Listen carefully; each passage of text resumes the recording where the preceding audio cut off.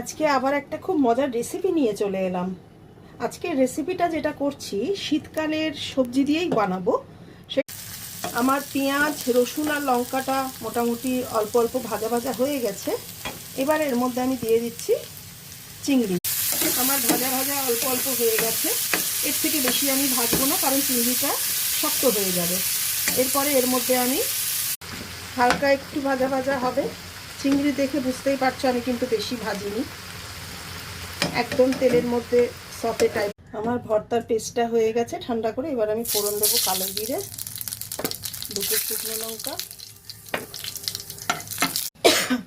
এবার এটা ভাজা ভাজা হওয়া অবধি আমাকে সময় দিতে হবে। নুন একটু চেখে দেখে নিও, কারণ যেহেতু আমাদের শাকটা।